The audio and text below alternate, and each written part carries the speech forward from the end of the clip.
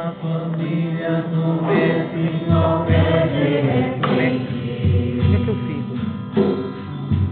Que nenhuma família termine por falta de amor.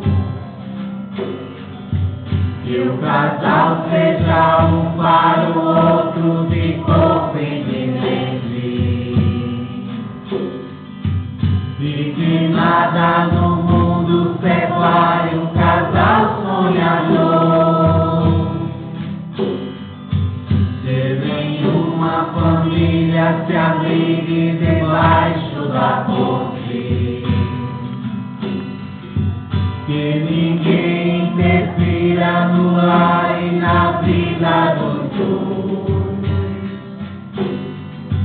Que ninguém nos obrigue a viver sem nenhum horizonte. Que eles vivam no ontem, no hoje, em função de um depois. Que a família comece e termine, saber onde vai. E que o homem carregue nos ombros a graça de um pai.